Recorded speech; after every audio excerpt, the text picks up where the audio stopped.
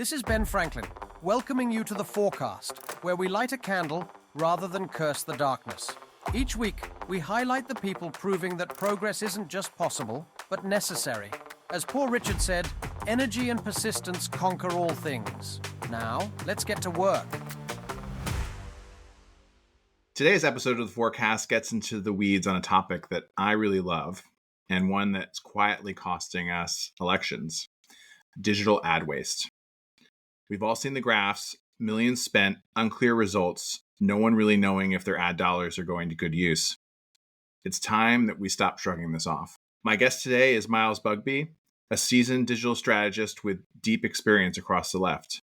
From school board races to presidential campaigns, his agency has advised powerhouse clients like the DCCC and Red, Wine, and Blue, and he's also won an award for helping to pass landmark homelessness services and affordable housing ballot measure in LA County last year. Along the way, he's built 8-figure media plans at major media agencies that actually delivered results. He's also an Oregon kid turned Reed Award-winning strategist who once got called Mr. Technology by a 7-figure U.S. senator. I don't think anybody can make that up. Now he's launching something new, something big, and today on the Forecast, we're announcing his next move: the upcoming launch of Receipts, a diagnostic tool designed to help campaigns and causes identify waste in their digital media buys and finally clean up what's become a bloated and inefficient corner of progressive politics. Welcome, Myles. Thanks, Keegan. Excited to be here. I want to know the story behind Mr. Technology. That seems like a really fun story. Yeah. So in 2018, I was working for Senator Tester, and Senator Tester, John Tester, was the only 7-finger dirt farmer in the U.S. Senate. You can fact check me on that, but I'm pretty sure that in the history of the U.S. Senate, he's the only one. I'm pretty sure. And one of the things is that he's known for a great sense of humor. And when he would visit the campaign office and talk to staff, he would chat everyone up and joke around and gave people nicknames. And one day he came into the room where it was the comms director, the research director, and me, the digital director. And he knew the comms director really well, and the research director as well had been in his DC office. And I was new to him, and he looked at me and was like, "Oh, you're the digital guy. Oh, Mr. Technology." And he said it in kind of a joking way, but it was just like he could peg people pretty well. And he was just he's a great person to be around. And when you think about authenticity, John Tester personifies that. Yeah, I didn't check. I assume someone already owns the domain mrtechnology.com, because that's like pretty good branding, I would think, to run with. But what did your colleagues say after that? They kind of laughed. They were like, "Okay, you finally got your nickname," So it was kind of a moment where I was like, "Okay, I've made it on this campaign at least." And it was that year in Montana was an incredible experience, and we could do a whole podcast talking about all the people who in Democratic politics have come up through Montana and learned the art of persuasion. And you have to in a state like that where we needed to win at least 10% of Trump voters to win re-election in 2018, and it was a good proving ground for learning how to reach across the aisle and win over persuadable voters. Well, I have good news. I looked it up, mrtechnology.com. Someone's trying to sell it for $32,000. I feel like you can okay, no big deal. So, if you we'll use the podcast revenue. We'll use the revenue for this conversation to buy that domain. Yeah, if anybody wants to advertise on this episode, we will put the proceeds towards Myles being able to buy the domain, because it would be good personal branding. I'm not sure it's worth that money. I would say that, and this is what we're here talking about, ad waste, right? Like I'm not trying to make this podcast about going after everybody who's done wrong in politics, because I certainly have made my share of mistakes too. But there is a substantial amount of business in digital ad waste, and so I think it's quite admirable. You could have gone a route that many have taken, where you just try to make as much money as possible by pretending you're not taking 80% margins for junk CPMs and all sorts of other ways people line their pockets in this business from advertising. So you could just rip off everybody and buy that domain, but sounds like you're not choosing that path. So I want to hear a little bit more about Receipts and what you're thinking. Yeah, well, and thanks again for this opportunity to talk about this problem. I think this is something that's a really below the surface issue. You think about how people evaluate media. And when it comes to persuasion media, one of the challenges is just the incentive structure, where it's essentially spend down the dollars. You have a budget, and the metric of success is ad delivery. And that's a big problem, because that's where the waste hides. If people don't actually have a KPI, you think about direct response marketing, where if we're trying to bring people onto our email list, the client, the campaign is going to ask, oh, what was our CPA? What's the ROAS? What's, the lifetime value if it's a long-term program? There are clear metrics of success. And we don't really have those in the persuasion space. And so that makes it a lot easier to have these delivery-based metrics where people don't actually know what's going on below the surface. And I think about it, my very first consulting engagement, I was in onboarding with a client. And the client, at the end of the conversation, I asked her, I said, so what do you want to know about your ad programs? Like, what is something that you feel like you don't understand? And she said, I really, at a fundamental level, don't know if our ads are working. And I paused and I thought, I've been in this business for a dozen years and no one has asked me that question. And I was stunned by it. And then I thought, okay, well, if we're going to ask the question if our ads are working, the first question we have to ask is, where are our dollars going? And from there, that's where this becomes a rabbit hole, where you start to enter the world of programmatic advertising, the world of digital advertising. What are these walled gardens? What's the open web? What are all the complexities? And I think the big takeaway I took away from it is, where there's mystery, there are margins. And to your opening question about, or opening point about, well, there are people out there who can command large margins. That's because of asymmetric information. It's because at a fundamental level, people don't understand what's happening. And if they don't understand what's happening, they're vulnerable to being ripped off, frankly. And so that's why I think that transparency and information is so critical to making sure that we actually have a functioning market and get more value as political and cause advertisers. Makes sense. So how are you going to visualize this? I'm curious. Like, obviously we're doing this as an audio format, so we're going to have to rely on our listeners' imaginations. But can you explain a little bit like how you'll try to visualize this for people using the platform? Yeah, so I think about it like the farm to table analogy. So you start with a product that the farmer has. So the farmer has grown, let's say, is a blueberry farmer, and there's a major gap between what happens at the point of where the farmer has raised the blueberries to where you're actually buying a carton of blueberries at Safeway or whatever grocery store. And so essentially the way this tool operates is we're trying to shed light onto what are the missing costs in the middle. So if you look at a media plan right now, you'll see CPMs, which to your audience, you have an informed audience of practitioners, but we'll just kind of clarify some terms here. CPM is cost per thousand impressions. So that's the standard that we use for measuring the cost of digital ad impressions. So basically, in this case, if we start out with what the farmer is willing to sell it for. If this is the programmatic environment, that would be the deal for. So that's the baseline. So let's say the farmer says, okay, my core price, I'm going to start at $2. Now, if you go to the grocery store and it costs $8, what happened in the middle? If you had bought directly from the farmer, it would be $2, but you paid $8. So that $6 is the middle. And I'm not one of those people who says every intermediary cost is waste. There's a person in ad tech, Jay Friedman, who uses the banana analogy, which is that on average, let's say 12 cents of your dollar goes to actually the farmer who grew the bananas. Now, you think about it, if you're buying bananas in Philippines or buying bananas in Philadelphia and they're from the Philippines, it's not just you press a magic button and they're going to get there overnight. You have logistics costs. You have the shipping vessel. You have the trucks. You have the facilities. You have all these different the person who's actually selling it in terms of the store. So you have all these different people who are in the chain who do add value, because otherwise you'd have to fly out to the Philippines. But then there are people who are not really adding value. There are people who essentially are just toll collectors.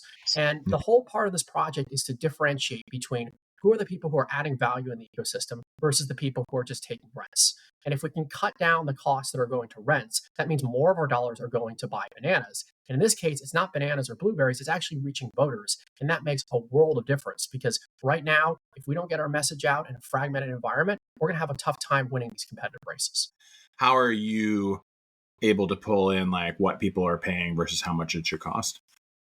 Yeah, it's a great question. So the way I kind of like to start out with is just first principles. So when you're thinking about a supplier, when you're thinking about someone who stands, if we go back to that transaction of like the original producer and the buyer, like who's in between, who are the brokers, what is the additional value that they are adding? And the two value areas are inventory or data. So like, are they actually able to bring more sources to bear that you wouldn't otherwise have been able to access? Like you think about a Costco, right? Like Costco has thousands of products. And if you wanted to individually buy each of those products, I mean, maybe Keegan, you could do that in your spare time, or one of us could do it and your audience could do it, but that would be a lot of work. And that's why the whole digital advertising market evolved as it did, because the old model of IOs of going directly to publishers is very difficult to do in the open web of display advertising, where you have, let's say, 40,000 websites in a campaign. I mean, can you imagine the operational complexity of having 40,000 IOs and then having to make adjustments? So the real-time bidding, the programmatic auction environment emerged because of the simplicity and how it aggregated scale. But basically, the realization here is that when we're talking about something like CTV, there are far fewer major publishers. There are far fewer places that you actually have to buy from. And when you're adding in these middleman fees, they add up significantly. So if you're talking about like a display CPM where maybe the floor price is $3 and you're paying $8, that's a problem. You're adding in $5 in fees. But if you're talking about a CPM in CTV where maybe the floor price is $23 and you're paying $50, now you're talking about $27 in fees. That's an order of magnitude more in fees. And this is not just a problem that we face in the political space. I spent a lot of time this summer talking to DSPs, SSPs, and publishers, and also people on Madison Avenue who are traders and understanding how they approach this. And they've run into the same problems. And so back to your original question of how we kind of think about this, I think the key thing is why this comes down to receipts. It's transparency. It's actually understanding the transaction costs. Because a lot of buyers will go to their platforms and they'll basically get roadblocks. You know, they'll say like, oh, we can't provide this, or we're going to provide it to you, this data to you in a format that's very difficult to analyze. We're going to drown you in data. And that's why it's so important to cut out the clutter and focus on the key data points that are able to help illustrate the cost waterfall. And when I talk about the cost waterfall, the Association of National Advertisers, the ANA, is a trade group for commercial advertisers. And they started doing a programmatic transparency investigation in 2023. And the first report they found had 36 cents on the dollar actually going to working media. So I'm just going to pause there for your listeners. Like, if you're thinking about a transaction and only 36 cents, not like, oh, the agency took their cut, that's 64 cents that's gone. That doesn't count when you have all the kind of upset or all the markup, taking that you're talking about. So that's just like, that could be even worse. And what they found is that CTV is prone to this. And it's prone to this because you basically have a lack of knowledge about all the components of the supply chain. And then another piece of this is, so we're talking about like understanding the cost component of it, but it's also, are we actually delivering ads to the right people in the right places? And this is like a foundation of digital advertising, the illusion of precision. Ariel Garcia talks about this. She has a wonderful nonprofit called Check My Ads, where they're trying to be an industry watchdog on this. And she says, essentially, we have oversold a lot of these targeting capabilities. And so there was, in my conversation with people, I found out that there is major DSP that has not done a good job of updating their IP to geo-mapping. And so if you're using IP addresses in terms of figuring out where people are with CTV, because you're not using logged in data for, depending on the apps that may not have that information, what they found is that they were looking at 30 to 40% geo-linkage. And so what that means is that if you think you're running your ads in New Jersey, 30 to 40% of those ads might be running in Illinois. And if you're running a statewide campaign in New Jersey, what good does that do you if you're reaching people in Illinois? So there are some big issues there. Geo-leakage, bots. This is something which Keegan, you probably in your vast experience in digital space heard about bots, and it's something that kind of, I think, keeps people up at night. I don't know if you've seen that video of like a bot farm in a developing country, and it's like you see all these things that are happening there, and it's kind of dystopian. It's something out of like Black Mirror or Silicon Valley. I think Silicon Valley actually had an episode about this at one point. And so these bots, like, they thrive on capturing traffic. You have domain spoofing that goes on where people think they're buying one thing and they're getting another thing. And again, all these factors are happening below the surface. And if people aren't getting the receipts, then they're not knowing what's actually going on. And that's the big point of this project, is to shine a light on what's going on. Well, I love the name. Receipts is a great name for exactly what you're talking about, for the reasons you're saying. So good job on the branding there. You're mentioning bots. It reminds me, I think it was like 2012. I think it was maybe 20, but I think it was 2012 cycle, that like right after the cycle, there was all this stuff that came out on how awful the bot farm and how much money was lost. And I remember for the first time since I had been doing this, like, I started working digital ads like 2005. And, I used like the first iteration of Facebook Advertising Manager, and it's still just as buggy as it was back then. But I remember having all these conversations with our clients after we spent all this money on like, well, how much of this was like real? And it was the first time anybody had asked that. And it made me feel good because it's something that we cared about. there was someone who worked in the space then. His name rhymes with Bim Dolsh. That like you used to tell me back then. Well, no one cares about buying junk inventory. I was like, what are you talking about? Like, yes, they do. And he's not in the space anymore, at least on our side. But like I was like relieved because after that cycle, people actually started asking questions about bots, and then like Double Verify and all of the other ones started like getting more popular. DSPs had to start including that. It still doesn't work. Like they're still, despite everything that's being done, ad impressions are getting served, and they're being clicked on by bots. And I think it's impossible to get rid of entirely programmatically, is my perspective. But there are good buyers like you and I, or me in the past. I'm not doing it right now, but like you and others that I know who really put in the extra effort to make sure it's good inventory. And then I grew frustrated last couple years of my ad buying career, and that it felt like a lot of the clients spending the money didn't care anymore. They didn't care about like higher CPMs. Like, so I had my own firm, and then I was at Trilogy, and to Trilogy's credit, they very much did and still do care about like not taking obscene margins and being very transparent on ad buying, because they feel like that's a selling point for them when pitching. And I agreed then, I still agree with them now on that. And like, it was somewhat depressing because there were a lot of clients who were like not caring about CPMs, because it's pretty easy to tell. Like I would tell folks, I'm like, well, they're saying they're only going to take a 3% margin. Well, that's because they're taking a 3% on top of someone else taking 20% on top of someone else taking like maybe even more percentage points. So like, let's compare the CPMs, but it didn't really interest people the way it used to.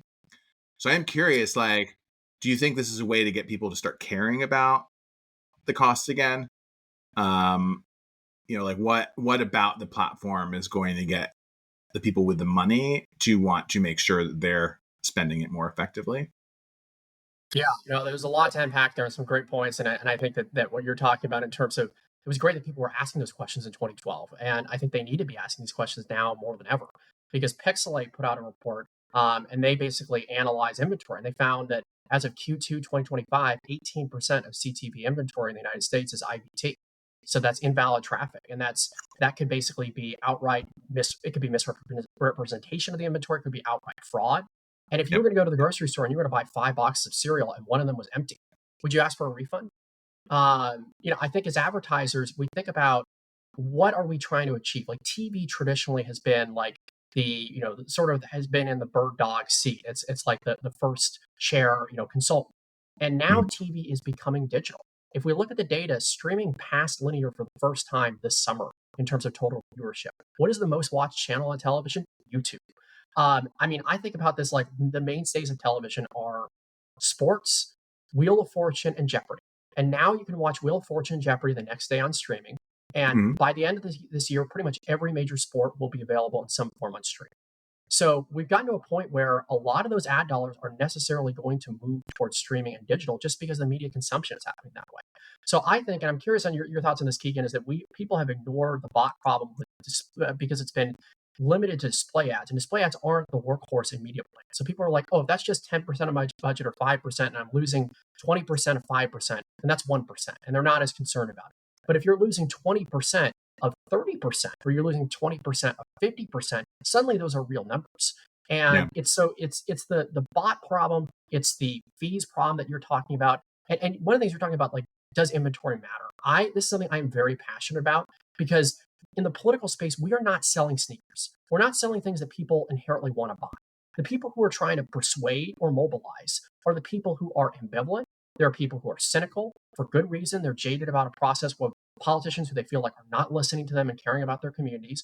Or they're people who are maybe they haven't voted before and they need to be informed. These are hard to reach people, and they're not actively seeking out that information. Like, commercial advertisers are offering a value proposition when it's relevant to a person that they're willing to engage with.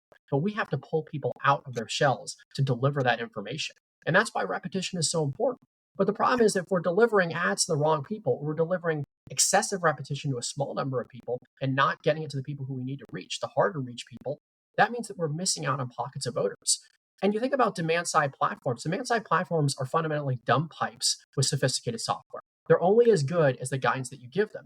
And oftentimes they are trained to deliver based on how they fill out budgets. So they're going to run ads to people who are easier to reach, who have, they're watching more television, they're interacting with more of these platforms. They're going to run ads with people who there are more impression opportunities. But oftentimes, like, we're trying to reach that nurse who's working 3 shifts. And, she has like, she's watching, a show at 2 a.m. to decompress after a really long day. Like, that may be a harder impression to get. Like, a lot of times, like, the kinds of voters that we need to reach are people who are resistant to our message or hard to reach. So that's why that inventory quality matters so much. And this is kind of a clunky metaphor, but I think about it like, if you have a foggy mirror and you hear that like Aurora Borealis is out your window, you're probably going to grab a towel and clean that mirror so you can go see Aurora Borealis. But if it's a foggy mirror and it's a rainy day, are you really going to clean that mirror so you can look at the rain? And unfortunately, what we are trying to do is we are trying to sell something to move hearts and minds with people who are resistant to that concept. So we have to work harder and make our dollars work. Well, on inventory in particular, from working in Montana and I'm sure other states that are smaller, it's even more challenging in smaller populated areas. Like, having done work in Alaska, it's like, oh man, and trying to spend as much money as possible. And this is often like, I tell people, I don't feel like waste comes from intent, the intent to commit fraud. It's just that like political advertising is always spend as much money very quickly because it takes forever to get the money in and to spend it, and it's always very late, and there's only like 3 weeks to try to reach all these people with the message you think is going to work. And I wish I could change that approach. I don't know how. I don't think it will change much because it's just human nature. We wait until the very end to try to spend money. Wait till the very end that people care. And and like, so, like in Montana and other places, it's like really, really hard. So often you are, as a buyer, you're faced with a tough decision of, am I only going to buy stuff that is very, very premium and I'm very sure, versus like, how much do I dial back the controls to allow for other inventory that could be useful, but also could be wasteful. Yeah, and I think it's a really important point in terms of how we do that waterfalling, like the prioritization. Like, you're not going to be able to just run on premium inventory. And also from a budget standpoint, you want more repetition. And if you're just running on really expensive inventory, that's a limiting factor there. But I as part of this process, I've talked to people who, there were basically cases of agencies that were buying an open exchange, which is basically the Wild West, where there's a lot less information about what you're buying. You might have multiple sellers. Like, I don't know if people in your audience like beer. Some people like hops in their beer. Nobody should want hops in their programmatic advertising, because an additional hop means it's another person who's taking a bite out of that transaction. And you add that up, SSP selling to other SSPs, all these layered fees, the fee stacking logic, it can get to a point where bottom barrel inventory is being sold for premium prices. Your used Corolla is being sold for a Cadillac price, and that's a real problem. And so I think fundamentally, when we're thinking about how this market operates, I keep coming back to transparency, because at the end of the day, yes, buyers are in a pretty constrained situation because they have a short period of time to spend a lot of money. That's why it's so important to know what you're actually buying. And that's why there's an economist, George Akerlof, who wrote about the lemon market problem, which is fundamentally that when you go to a used car dealership, the used car dealer knows more about the car than you do. And so if you're in a situation where you're just like, hey, this car looks great, and the guy, in the colorful suit sold me on the story, and then you drive off the lot and suddenly the wheels fall off, that's a problem. And especially in our market where we have very short activation windows, we don't have time to check. Like, did it meet the specs? And so having kind of that knowledge about what's actually going on, asking the hard questions, is so important. And it's something which all advertisers up and down the ballot can do. And that's why I think that where I'm hoping this is going to go is not just building a diagnostic tool, but also building questions, having conversations with practitioners so we can develop standards in our space, because the market is evolving quickly. And if we don't actually basically empower people with the right information to ask the right questions, it's very possible that more people are going to be, taken for a ride at the used car dealership. Very true. So do you think that like the target user for this is buyers or people who are like holding writing the checks from these organizations? Yeah, so I ideally it would be campaign managers, it would be organizations to ask these questions. Because the way I look at this is that right now we sort of have caveat emptor, buyer beware. And I think it needs to move toward caveat venditor, which is seller beware. In the case of like the information, the burden shouldn't be on a campaign manager. If you're a campaign manager, you hire an agency specifically because you don't want to handle this. Like you have a million other things to do. Anybody who's ever worked in a campaign knows that campaigns are just basically totally it's you're all hands on deck. You've got a million priorities. And a campaign manager, I mean, their job, they have to manage the candidate, they have to manage the staff, they have to manage themselves, they have to manage the donors, they have all these different responsibilities, the staff, their work, all these things. So this is not a burden that should fall on them. We need to build as a community standards in terms of how we vet inventory, how we vet vendors, how we think about the process, and really make it so that people know what they're getting. Because you think about mail. I was talking to a mail consultant who said, there'll be 20 people who look at a mail piece, but nobody ever asked me which post office we dropped off the mail at. Yeah. And when it comes to TV, we as digital consultants have like a complicated relationship, so to speak, with linear TV. But the thing we can say about linear TV is that because of FCC rules, they have to report how many spots are bought, the cost of spots. Like there are requirements in terms of those logs. We don't have that paper trail. We don't have that transparency in our space. And I think if we do that, what it's going to do is it's going to reward the people like yourself and people who do it, who've done it the right way in their career, and then people who, frankly, it's a small number, but people who are not adding value or people who are not doing it the right way will be exposed by that. And I think that's going to be how a market can better operate. And I just think that's going to work out better for everyone if we reward the people who are doing it the right way and bring transparency to the space. Totally. I applaud your effort. I'm curious, like how do you think like, so I agree with you, the premise of like the audience you're going for. I'm curious, like, how do you get good actors in the space telling others, some of which may be your competitor, right? Like, because you also do buying as well. Like, do you have a strategy for getting other good actors in the space to prop up what you're doing and maybe using that as a resource when they're talking to people about plans? Yeah, that's a great question. So I think about it. I was talking to a person in the space who describes digital advertising as a complex system. And so you have a lot of different actors with interests. And the way I look at it is that there really aren't heroes and villains in this narrative. The only villains would be the outright fraudsters. And they are, to be clear, like a very small section of the market, very small section. But to me, it's people who are constrained by the incentives. Like you were talking about in terms of you're buying in Alaska or buying in Montana, you can't always buy premium inventory. There are limits there. And so Yeah. what I'm hoping is that we can align incentives and move toward collective action because collective action is critical to solving problems. We have to move past this zero sum mentality and move toward a positive sum mentality. And so my hope is that we can create a working group of practitioners who are interested in cleaning up the ecosystem and getting better value for their clients. Because as you were talking about an example of like a Trilogy, they have an in-house media buying team. They have people who are smart, they have people who are doing the work and being diligent. And things like, and that is the model that we should be moving toward. More cases of people who are actually saying, look, this isn't cheap. There isn't an easy way to do this. Like I wish there were, but there's not. And there are people who will conflate the walled gardens to these demand side platforms in the open web. Like if you operate in a demand side platform, you have to get an owner's manual. Like you've got to actually understand how this operates. And I'll give you an example. The Republicans, there's a Republican firm called Image, a digital firm that put out a study a couple of weeks ago, a white paper, where they basically cut the number of suppliers from 30 down to one. And you know what happened? The CPMs dropped 10 to 15%. Reach Wow. actually increased. So they improved, like they reached more people, frequency was stable, and they cut costs. So when people say like, oh, this is too good to be true, you're telling me I can save money and get better value? I'm telling you the Republicans have already done it.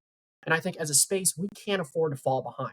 Like right now, we are living in the worst case scenario. Like if I had to think about, the environment that we're in and the fact that we are completely out of power and the last stand of power we seem to have is pushing back on a gerrymander in Texas and California, which is great that we're doing that, but that's totally defensive. That's not offensive. And all of our rights and freedoms are under attack right now. We have to do this. We have to make sure that we are controlling the thing that is in our control. And I think about this like the zone of control. I had a friend who sent me the Stephen Covey graphic of things you can control, things you're concerned about, things that are out of your control. This is something that's in all of our control. We can do this better, and it can make a real difference. Yeah, like ad vendors, everybody's in the from the publisher side, DSP side.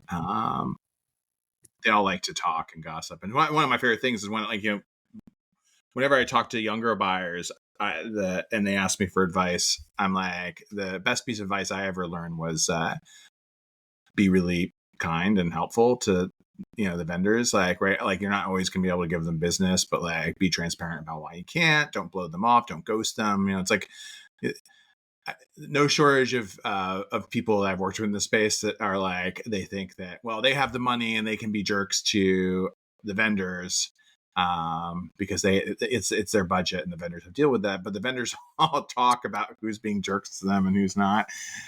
And I would say that they are like much more liberal with the gossip when you build a good relationship with them versus treating them like shit. And one of the things I heard like very consistently across the board was that like last cycle the Republicans did much better than the Democrats on ad buying, which was pretty sad because I remember when we were much better than them. And it is a pendulum, right? Like in my experience, there was a period where everybody was like raving about George W. Bush's field program. And Democrats were like, oh, we need to like take this seriously, and we got much better. Maybe fell behind again this last cycle also, but like just focused on digital advertising, it does feel like the Republicans are weirdly much more focused on less waste. So like, do you think that there is a way to get Democrats caring more about this?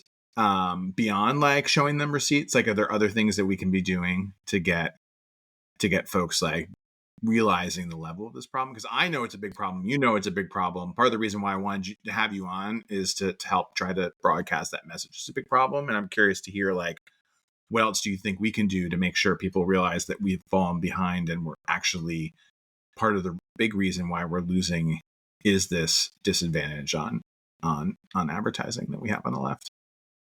Yeah, no, I love that question because I think just to kind of go back to the origin point on that, like the Bush campaign ran an incredible film program in 2004.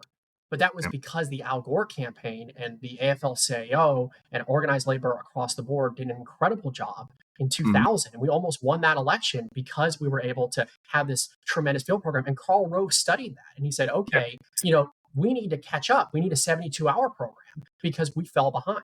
So to your point, Democrats have fallen behind. There is an efficiency gap right there, and we need to close that gap. And I have gone to conferences this year. When you're a political consultant, you'll go to like the Polys, you'll go to the Reeds, and people are very social. Like we're in an industry, you have conversations, you talk to Republicans, and Republicans talk about things like incremental reach. And Keegan, I can't remember the last time I had a Democratic consultant talk to me about incremental reach. Like they're thinking about where is the next net voter that we can actually communicate with. And if you're a Democratic consultant, go listen to Zach McCurry's podcast. He recently talked to Adam Wise, who's a Republican media buyer, incredibly smart guy. He worked with the Dave McCormick campaign. Dave McCormick beat Bob Casey by 15,000 votes. And what was the McCormick campaign doing? They spent 30% of their media budget on live sports. They were finding random wrestling matches. They were finding wherever it took to get their voters because they did in-depth studies of who are the people who were voting for Trump but were undecided or might roll off down ballot. And they found those voters and they used a media strategy to get the kind of repetition they needed with those voters. And I think that's a big reason why Dave McCormick is a U.S. Senator today and why the Republicans didn't win in Wisconsin and didn't win in Michigan, because in those states, they didn't have that same kind of sophisticated process. And if you don't think Republicans are learning from that playbook, I was at one of these conferences and I talked to a person involved with the campaign. He's working with John Thun's operation and they're going to be helping SLF. And so the point is Republicans are going to be learning from this stuff. They've already published a report showing the 15% savings they've achieved from one efficiency lever. I found 6 different efficiency levers. And so it really is a question of will. Are we going to fall behind? And in campaigns and elections, it's a game of inches. Like we're not talking about, massive margins. We have elections that are decided by thousands of votes, hundreds of votes when it comes to really close races. And the House of Representatives might come down to a single seat. I mean, we see this with what Trump is doing, going state by state, these Republican legislatures, shaking them down, begging them to draw Democrats out of their lines. And so if we lose the House by 1 seat, if we lose the Senate by a few hundred votes, and that is the margin of effectiveness that we missed because we didn't cut down on the waste, I think that's on all of us. And that's why we have to take action. I thought about this for many years. I feel like it's been long enough to share this story publicly. I may have somewhere else before. So I think everybody got pissed off by sharing the story publicly is long since moved on or decided they're still mad at me and it doesn't really matter. So I always think of in this situation, 2016, Bernie's campaign worked really closely with Facebook back when Facebook cared about political ad spend, because when like everything took off and we were just like, everything we were doing was turning to gold thanks to Bernie's message. I like to say that there was like all this magic that we were doing to make it happen, but it was really just like we knew how to deploy digital tactics in a moment when people were really energized and capture that energy and turn it into other actions. And we were rapidly scaling as quickly as we could. Facebook, of course, was happy to help us spend more money on their platform, back before it was called Meta. And they eventually like were embedded. They never liked us talking about that because they were nervous. They couldn't offer that elsewhere, but they knew that they had to offer on both sides, right? So Trump's campaign had like Facebook embedded. Bernie's campaign had Facebook embedded. Hillary's campaign said, no, thanks. We know what we're doing. And actually they didn't. They made like a lot of mistakes. And I, like both publicly and privately tried to point them out. Just on Facebook, right? Alone. And it was just like, I get it. Like there's a lot of ego and you don't like other people telling you how to do things better. And I certainly think in life, on a macro level, not just in ad buying in general, like we all have to figure out how to both offer and take criticism sometimes when we're all in the same common goal of defeating fascism or something else, right? Like, it's like, hey, if we're all on the same side and maybe we could like listen to each other, but the walls go up. And like when I was trying to tell people like, hey, you're messing things up, maybe you should work with Facebook, that wasn't taken kindly. When Facebook was like, we could help you, they're like, no, thanks. We don't need your help. But they actually did. I'm not saying Facebook is perfect, certainly not now and not back then either, but they did help us a lot and they helped Trump's campaign a lot. And it was like always something that bothered me because I'm like, imagine if they had just taken the help, what would have happened differently just in that one little level. And maybe that would have made the difference in Wisconsin or other places. So I'm curious though, like what you think as you're rolling out receipts, like how much can you work with? Like some of the vendors want to help, some of them don't mind waste because they want to make more money too. Like what's the balance that we can find there in terms of working with the publishers on helping raise awareness on hopefully on the left, but both sides because they have to be nonpartisan. Yeah, so I spoke to an SSP a person at SSP who works with very closely with publishers, and they told me that the publishers didn't get the political bump last year. And I was like, okay, well, what does that mean? And they were saying, well, a lot of these big publishers didn't see the expected increase. I was like, Yeah. well, why is that? And well, let's think about it. Well, there are margins that come into play. There's subpar inventory that's being invested instead of going to the premium publishers. There are any number of explanations. And there was a Mike, I think his name is Mike O'Sullivan, who recently sold his company to Trade Desk. He posted a case of like one intermediary that took a 62% cut below the surface. No one even knew about it. And that means that those dollars aren't going to the blueberry farmer who we were talking about at the beginning of this conversation. They're not going to the people who actually are creating the goods. And I really do think the publishers are allies in this case. Like the publishers are the people fundamentally who, are the ones who are producing the content, or they're the ones that are hosting that content. And I think that building those relationships is very important. The OEMs that have unique inventory rights, the VMVPD, so like the Slings of the world, the Fubus, the YouTube TVs, a lot of them, if you have the goods, like I know it's kind of silly, but like Arby's used to have the tagline, we have the meats. Well, do you have the goods? Do you have the inventory? And if you have the digital meats, then those are people that we should be working closely with. And if people don't have those meats and they don't have unique data, then the question is, what is the value that they're adding? And I think a lot of times, frankly, the value they're adding is convenience. And I use the analogy of like Uber Eats. By the end of this call, hopefully by the end of this podcast, hopefully Really your listeners hungry. are Like blueberries, talk meat. about food. Breakfast today, yeah. So I would say on that is like, do you know anybody? I mean, we've all ordered delivery, but do you know anybody who orders delivery for lunch and dinner 365 days a year? That's essentially what we're doing when we work with entities that are basically that are charging huge convenience premiums. And so I think we have to think clearly about it. There are cases where we may need to order delivery, like, hey, it's close to the election and we need additional scale. But I think being thoughtful about it is going to be very important. And so that's why, working directly with the people who own the actual content and then only really using the delivery when we need are just two simple ways that we can cut down on fraud and cut down on costs. So, say I start an organization, a PAC, we'll say Americans Against Nazis, seems like a good name right now. And I'm able to raise like millions of dollars. How do I use receipts? Is there going to be a website? Like, how do I access this data, and how do I like make sure that the ad buyers I hire are going to pay attention to it?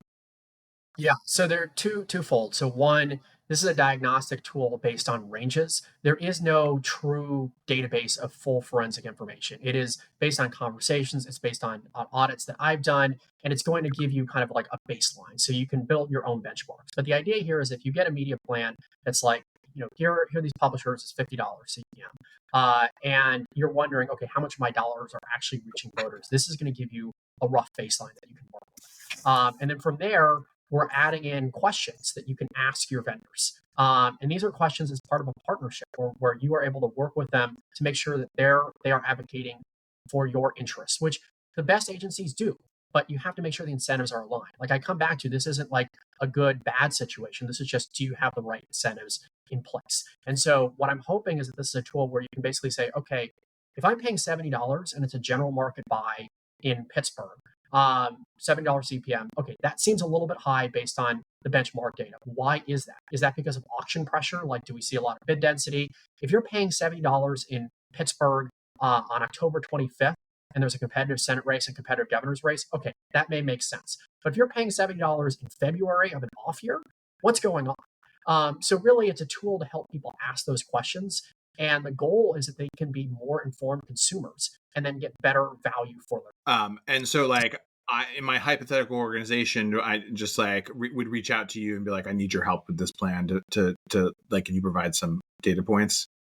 So they basically in the concrete, it's a great question. So in terms of the concrete thing, you basically, it's going to act like a calculator where you can just type in that information, and then it's going to give you like, this is the expected range. This is the working media percentage. So we think of your dollar, going back to the example, 36 cents on a dollar. Well, based on the data that you provided, it looks like it could be anywhere between 30 cents and 60 cents of the dollar, or 50 cents going to actual paid media. Here are the questions you can ask. And the goal is for these small and mid-sized organizations that they can take that to their agency and they can ask these questions. And look, if people want to work with me, great. But bottom line is, I'm not going to be able to service the entire market. And that isn't the goal. The goal here is to make sure that we're getting more value out of this as a space. And that at the end of the day, most of the people that I've talked to who go into this business, who are political consultants, actually want us to win elections. And so I think that there is a deficit of knowledge. And if a tool like this can help spark a conversation and shift the incentives in the right direction, then I think it would have been a success.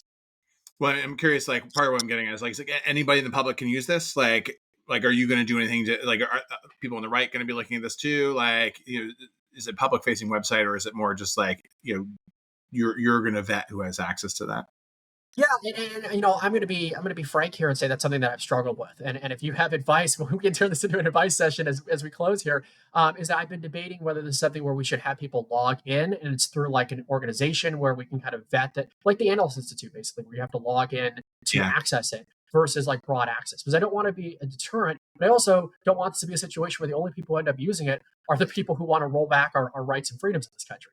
So it's a tough balancing act, and I'm still figuring it out. So if you have thoughts, I'd love to hear them. It's definitely a challenge. I would invite our listeners to also, Myles, is there a good way for people to contact you who listen to this?